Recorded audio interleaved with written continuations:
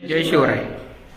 तर आपण वेगवेगळे प्राचीन भारताचे जे विद्यापीठ आहेत, युनिव्हर्सिटीज आहेत, ते आपण पाहतोय. त्याच्यामध्ये आज बघणार आहोत ते तक्षशिला विद्यापीठ किंवा तक्षशिला युनिव्हर्सिटी. हे खूप प्राचीन आहे. जगामध्ये ज्या सगळ्यात जास्त प्राचीन विद्यापीठ आहेत त्यामध्येच ही एक आहे तक्षशिला विद्यापीठ. ते इसवी सन पूर्व 7व्या शतकामध्ये म्हणजे जवळजवळ 2700 वर्ष होऊन गेले या विद्यापीठाला. इतकं जुनं हे तक्षशिला विद्यापीठ आहे. म्हणजे भारतामध्ये सर्वात प्राचीन विद्यापीठ मानलं जातं. पण हे आज कुठं आहे तुम्हाला माहिती आहे का? आज हे पाकिस्तानमध्ये पंजाब प्रांत आहे. तर पंजाब प्रांतमध्ये तक्षशिला या ठिकाणी आहे. म्हणजे आज हे भारतामध्ये नाही, हे पण लक्षात ठेवा. पूर्वी भारत हा एकत्रच होता, त्यामुळे आपण भारतामध्ये होता असं म्हणतोय. पण आता मात्र ते पाकिस्तानमध्ये आहे. जे पंजाब प्रांत आहे त्या तक्षशिला या ठिकाणी हे तक्षशिला विद्यापीठ होतं. इथं आचार्य चाणक्याने काय केलेलं आहे? चंद्रगुप्त मौर्याला शिक्षण दिलेलं आहे. लक्षात ठेवा, आपण म्हणतो की मौर्याची स्थापना कोणी केली?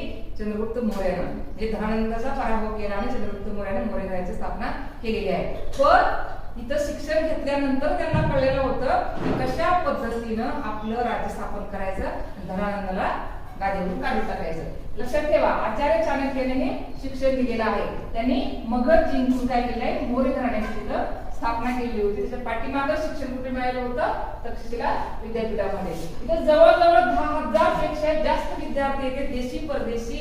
म्हणजे त्या काळात चीन असेल, ग्रीक असेल किंवा आता आपण तिबेट वगैरे म्हणतो, आता वेगवेगळे देश झाले. त्या टायमाला मात्र चीन आणि ग्रीक इथे सगळ्यात जास्त विद्यार्थी तक्षशिला विद्यापीठामध्ये ठिकाणी शिक्षण घेत होते. 10,000पेक्षा जास्त होते, त्याच्यापेक्षा जास्त असतील जे आपल्याला संख्या व्यवस्थित माहित नाही, पण आपण म्हणतो की 10,000पेक्षा जास्त विद्यार्थी शिक्षण घेत होते.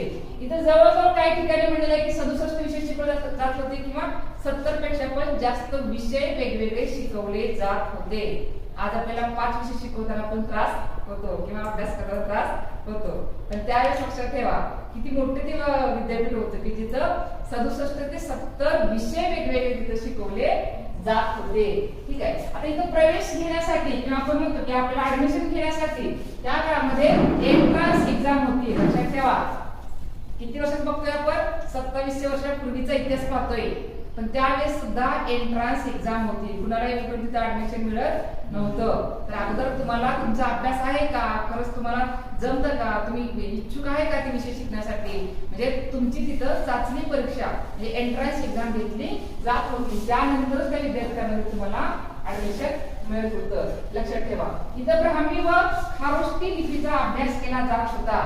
आपण पाहिलेलं आहे की सम्राट अशोकाचे जास्तीत जास्त जे शिलालेख आहेत ते ब्राह्मी लिपीमध्ये आणि काही खारोष्टी लिपीमध्ये सुद्धा आहेत. त्यामुळे इथं काय करत होतं? ब्राह्मी आणि खारोष्टी लिपीचा भाषा म्हटलेलं नाही, लिपी म्हटलेलं आहे. लक्षात ठेवा, लिपी म्हणजे फक्त लिखाण केलं जातं, बोललं जात नाही. जसं की मोडी लिपी, आपली ती लिपी आहे, आपण बोलत नाही, आपण मराठी बोलतो, लिहिताना मात्र मोडी लिहितो. तसं इथं ब्राह्मी आणि खारोष्टी लिपीचा अभ्यास केला जात होता. इथे हजारो विद्यार्थी व आचार्य म्हणजेच काय गुरुकुल पद्धतीने इथं राहत होते आणि शिक्षण घेत होते. म्हणजे तिथं राहत पण होते आणि शिक्षण पण घेत होते, दोन्ही पद्धतीने करत होते. आता इथे विषय काय होते?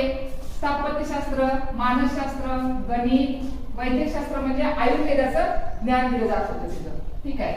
धनुर्विद्या, राजकारण, अर्थकारण किंवा अर्थशास्त्र, तत्वज्ञान, खगोलशास्त्र यांचे असे वेगवेगळे विषयांचं शिक्षण दिलं जात होतं. हे महत्वाचे विषय तिथे लिहिलेले आहेत. ह्याच्या व्यतिरिक्त पण अनेक विषय तिथे शिकवले जात होते. आता इथे प्रसिद्ध राजा व जीवक, हा जीवक तर वैद्य आहे, जे म्हणतात की गौतम बुद्धाचं सुद्धा त्या टायमाला त्यांनी अभ्यास केलेला आहे किंवा त्यांनी आयुर्वेदाचं ज्ञान घेतलेलं आहे. ठीक आहे. हा जीवक असेल, चंद्रगुप्त मौर्य असेल, यांनी इथंच शिक्षण घेतलेलं आहे. पाणिनी यांनी काय केलंय? संस्कृत व्याकरण. लक्षात ठेवा, पाणिनींना काय म्हणतात? संस्कृत व्याकरणाचा खरा तो तत्वज्ञानी होता. प्रचंड अभ्यास कर त्यांचा संस्कृत विषयाचा. तरी काय केले?